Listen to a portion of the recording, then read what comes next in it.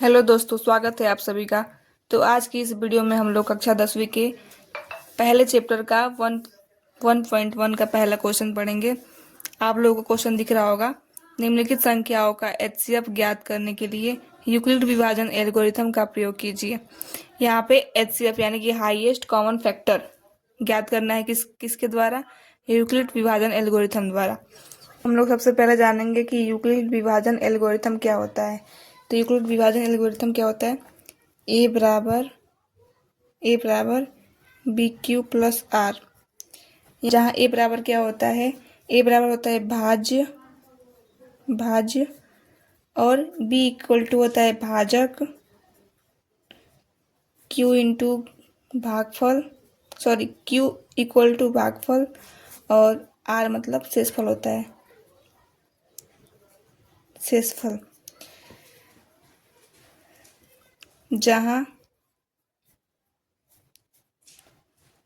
0 less than r less b, यानी कि are हमेशा क्या होगा? 0 के बराबर होगा या 0 से हमेशा बड़ा होगा और बी से हमेशा छोटा होता है आर। आगे हम लोग क्वेश्चन को देखेंगे। पहला क्वेश्चन क्या है? 135 और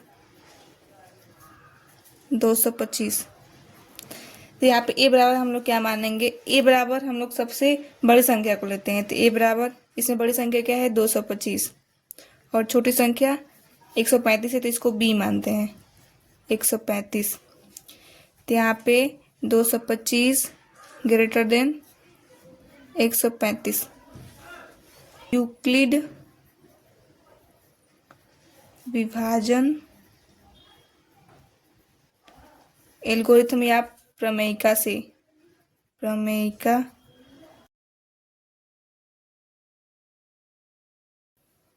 यूक्लिड विभाजन प्रमेयिका से। तो सबसे पहले हम लोग क्या करेंगे? छोटी संख्या से बड़ी संख्या में भाग करेंगे। तो सबसे छोटी संख्या 135 है, तो यहाँ पे रफ कार्य कर रहे हैं, 225 में भाग करेंगे तो ये 2 बार में तो 270 हो जाएगा।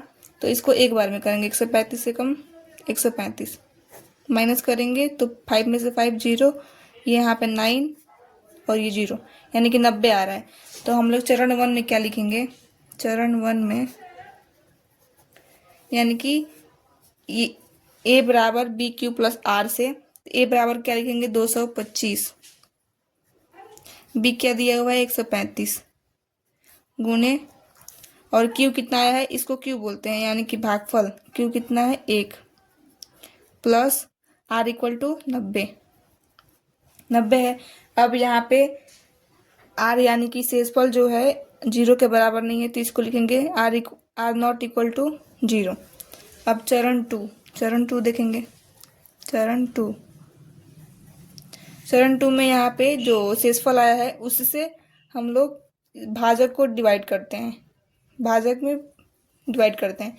अब यहाँ पे देखेंगे 90 यानी कि 90, 2 से गुणा करेंगे तो 180 हो जाएगा, इसलिए इसको 1 से करेंगे। 90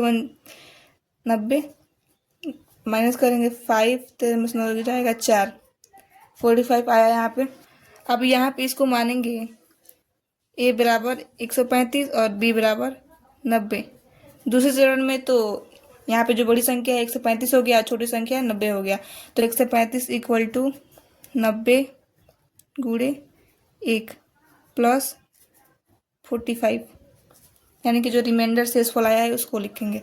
अब यहाँ पे भी आर नॉट इक्वल टू 0 है, क्योंकि आर 0 के बराबर नहीं है। यहाँ पे तब तक डिवाइड करते हैं जब तक कि शेषफल यानी कि रिमाइंडर 0 ना आ जाए। तो फिर डिवाइड लगाएंगे 45 में, 45 से 90। अब 45 दूना 90 हो जाएगा, 0 आ जाएगा। यहाँ पे ए बराबर 90 है और बी बराबर 45 है। चरण 3 में क्या लिखेंगे? चरण 3 में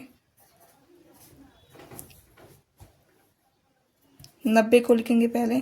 90 बराबर 45 गुणे 2 प्लस 0। अब r इक्वल टू 0 आ गया है,